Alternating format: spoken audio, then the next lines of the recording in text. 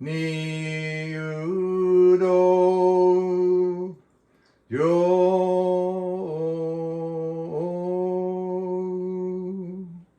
さんげ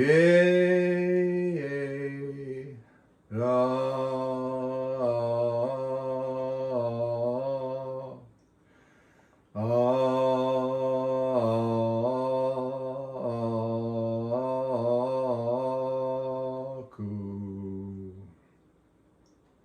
無常百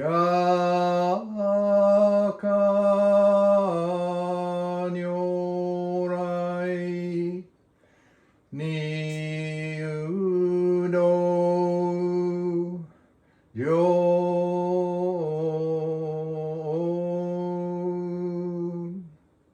さんげら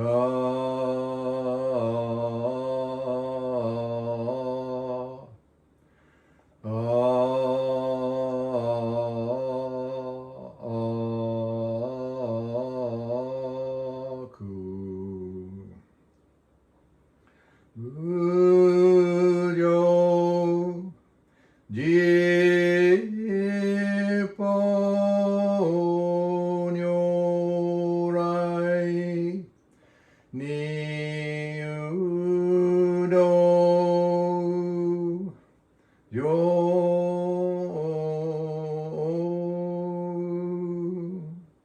さんげら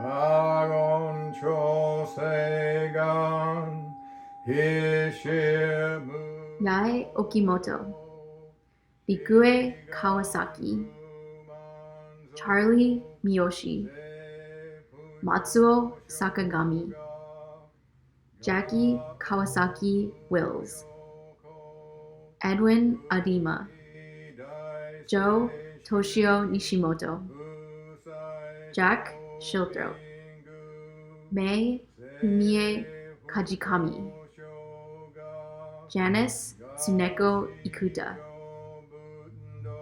Takejiro Hama, Edward Tanaka, Lloyd Herndon, Nancy Tomie Fujikawa, John H. Hamakami Sr., Helen H. Mizuki, Kiku Kumasaka, Naka Kiyohara, Sen Natsuhara, Yohei Hikida, Henry Ichiro Komatsu, Matsumi Matt Mikami, Masue Mosi Miyoshi, Furano Kato, Fumiko Nishimura, Tad Kato, Shigeru Toyoshima, Mitsuko Hamakami, Jean Masai Sakagami, John Kitagawa.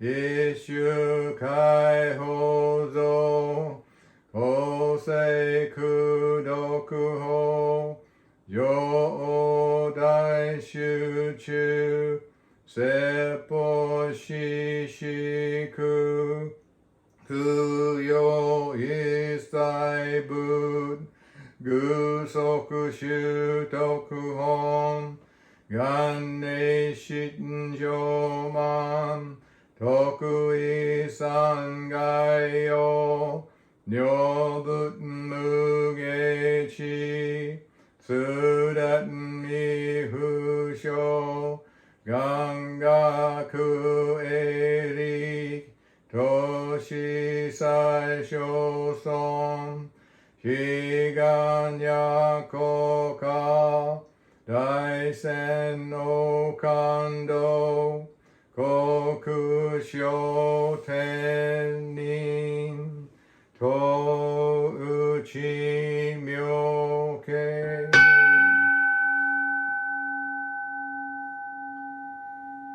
Namandambu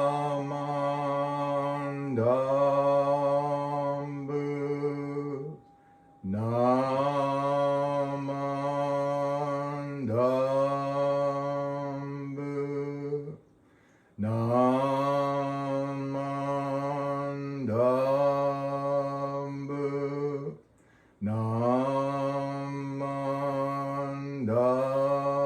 Namandambu Namandambu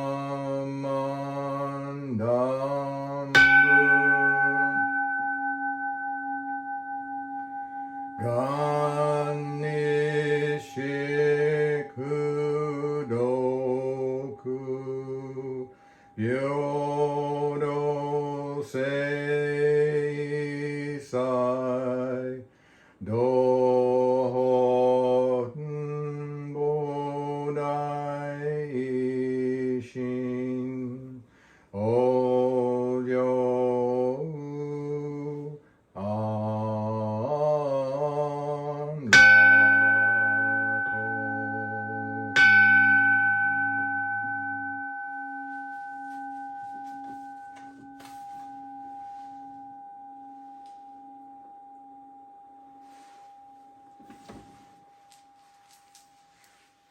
Namo Amida, Namanda, Namanda, Namanda, Namanda, Namanda, Namanda.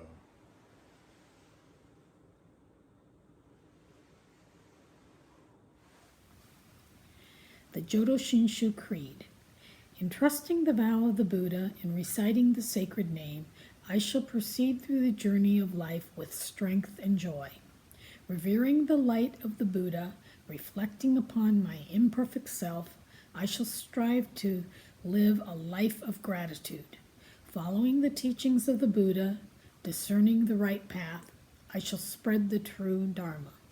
Rejoicing in the compassion of the Buddha, respecting and aiding one another, I shall do my best to work towards the welfare of society.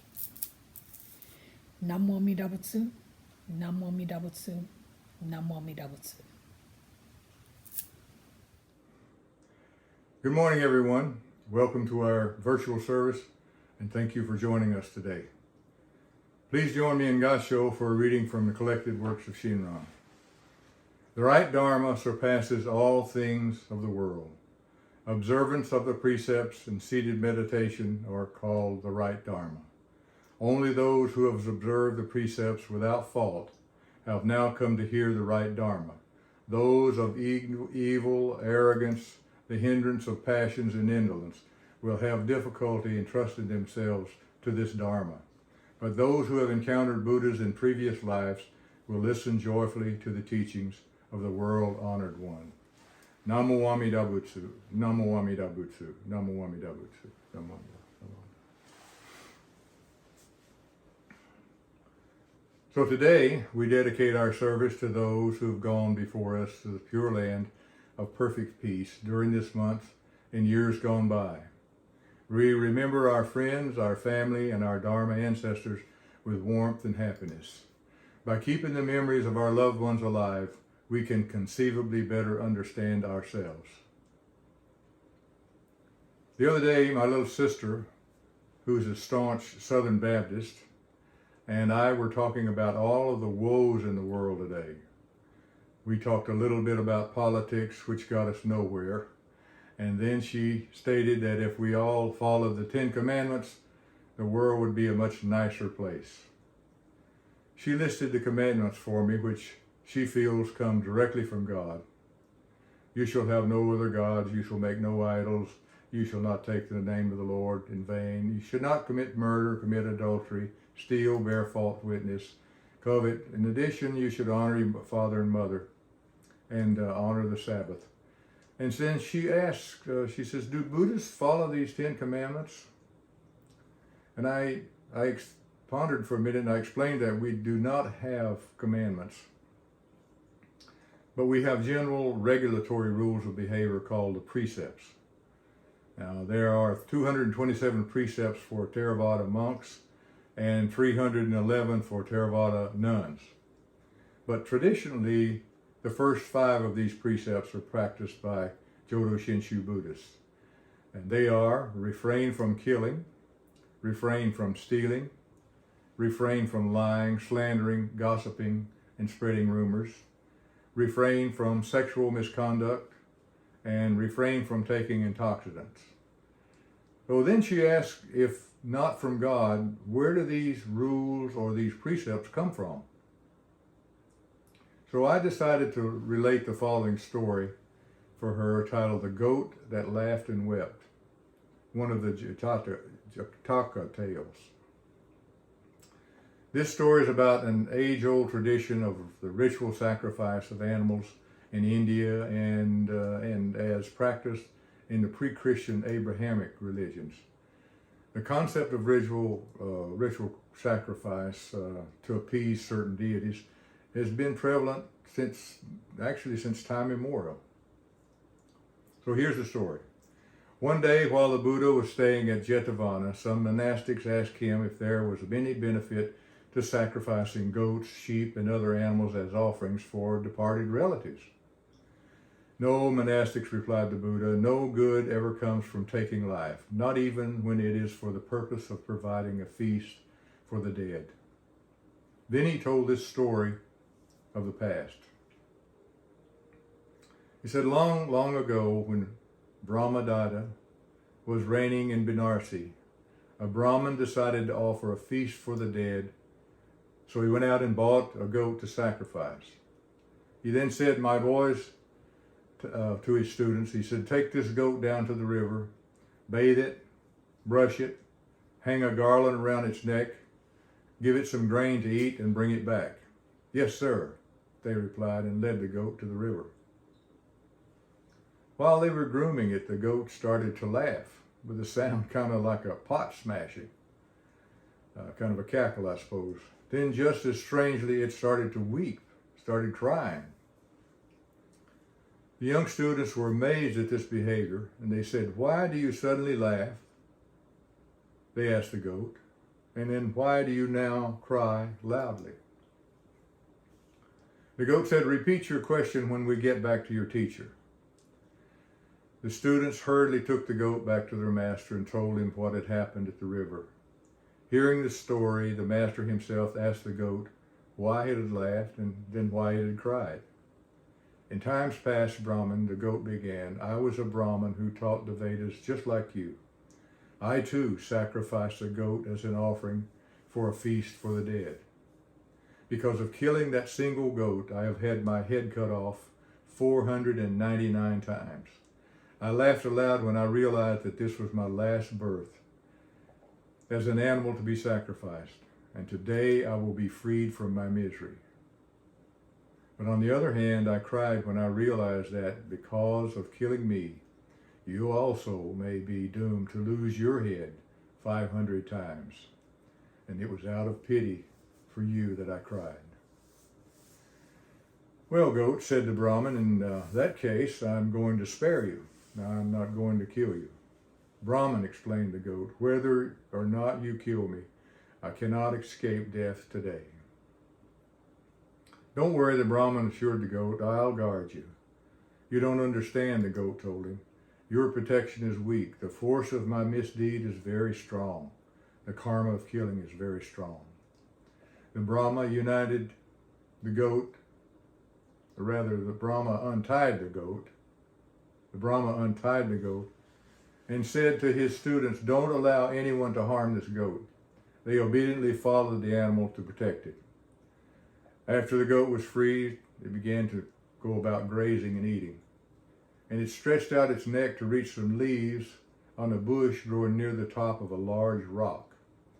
At that very instant, a lightning bolt hit the rock, breaking off a sharp piece of the stone, which flew through the air and neatly cut off the goat's head.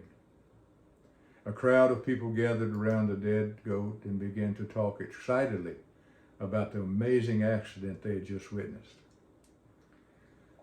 A tree deva, this is one of the highest gods, or it could be just a simple tree spirit, had observed everything from the goat's purchase to its dramatic death, and drawing a lesson from the incident, the tree deva admonished the crowd. If people only knew that the result would be rebirth into sorrow, they would cease from taking life. A horrible doom awaits one who slays. So with this explanation of the law of karma, the deva instilled in the listeners the fear of their own downfall. The people were so frightened that they completely gave up the practice of animal sacrifices. The deva further instructed the people in the precepts and urged them to do good. Eventually the deva passed away. For several generations after that, people remained faithful to the precepts and spent their lives in charity and meritorious works, so that many were reborn in the heavens. And then the Buddha ended his lesson and identified the rebirth by saying, in those days, I, the Bodhisattva, was that deva. So even though upholding the precepts has nothing to do with our birth in the Pure Land of Amida Buddha, they're still considered to be a condensed form of Buddhist ethical practice. And they're often compared with the Ten Commandments of Christianity. However, the precepts are different in two major respects. First, they are to be taken as recommendations, not commandments. Second, it is the overall spirit of the precepts, not the text that counts. So in closing, please join me again in Gassho for readings from the collected works of Shinran. The right Dharma surpasses all things of the world. Observance of the precepts and meditation are called the right Dharma, but attainment of Buddhahood through the Nimbutsu is the true essence of the teaching. Doctrines that do not accept the Buddha's words are non-Buddhist ways. Views that reject the law of cause and effect are nihilistic. Rare is it to obtain human life, and difficult to encounter a Buddha's appearance in the world. Hard is it to attain the wisdom of entrusting. Should you meet with and hear this teaching, pursue it with diligence. Namo Amida Butsu. Namo Amida Butsu. Namo Amida Butsu. Again, thank you for joining us today, and have a great rest of your day.